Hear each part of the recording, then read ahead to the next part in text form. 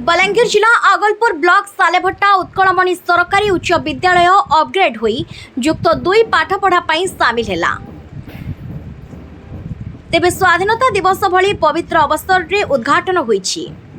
एथिरे मुख्य अतिथि भाव में पूर्वतन सांसद बालगोपाल मिश्र जोगदे उद्घाटन करथिले। एही अंचल रे छात्र छात्री उच्च शिक्षा पई असुविधा भोगुथिले। आज ताहा सफल होईछि। सालेभट्टा सरकारी उच्च विद्यालय रे युक्त 2 छात्र छात्री पाठपढ़ा निमंते सुविधा होईछि।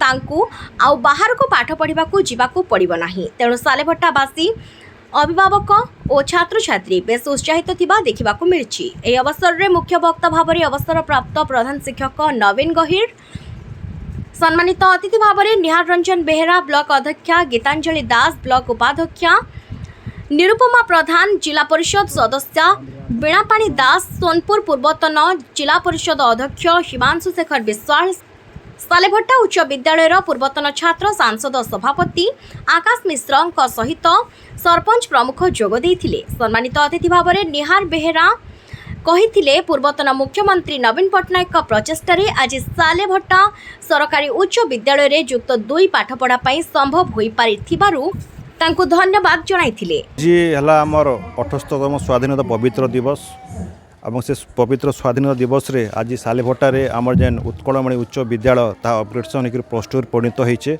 सेथिलै बोलिकर मुझे समस्त को धन्यवाद देमी।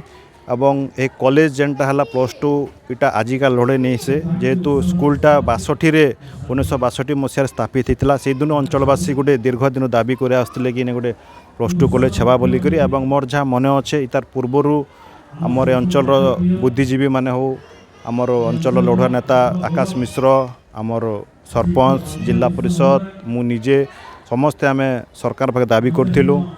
से आमर मुख्यमंत्री नवीन पट्टनायक थिले, शिक्षा मंत्री तांकर जेन थिले समीर दास, आमर ऑब्जर्वर जे सुशांत सिंह समस्त देखा करूँ। एवं आमर दाबी के यथार्थ प्रतिपादन करी सरकार ता मंजूर करथिले एवं से मंजूर करबार द्वारा आज +2 परिणत होइछे एवं आज ता शुभ उद्घाटन होइछे। एवं जेहेतु सालेभट्टा गोटे आमर आगलपुर ब्लॉक रो गोटे मुख्य पेंटी स्थल कहले चले गोटे NH रे जाउछे एवं आखर पाखर पंचायत जेन अच्छे पंचायत जेन छात्र छात्री मैंने दूर दूरांतर के पढ़वार लगी जाऊछन ताहा जेबार नहीं पड़े निजर घरे रहीकि निजर घर पाखर अंचल कॉलेज रे रहीकि पढ़ी पारे तो बहुत सुविधा पाई पारबे।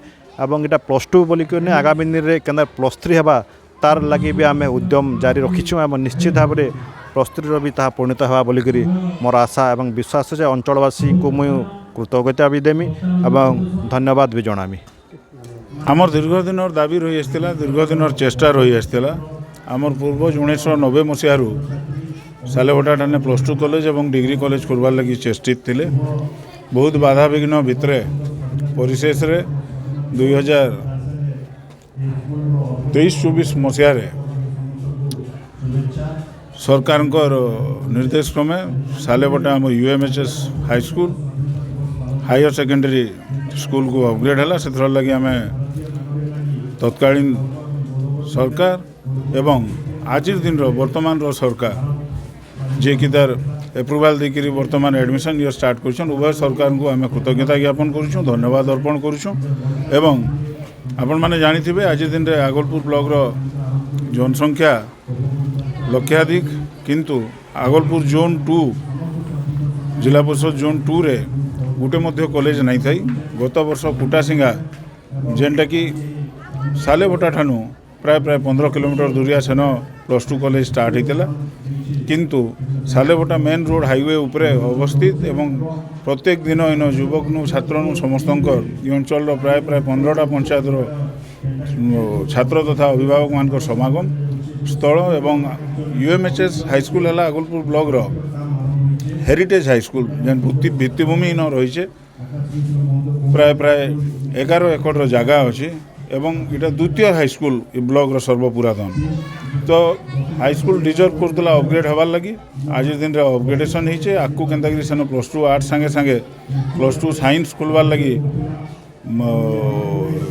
सरकार को ठाने आम दाबी जनाऊँ एवं तार संगे संगे गोटे डिग्री कॉलेज इन करी अंचल छात्र छात्री केंतागिरी आकु सुविधा हो पार्बा से दिगरे मध्य समस्ते चेष्टा करबे एवं सरकार पदक्षेप नेबे बोलिक आम आशा रखुँ।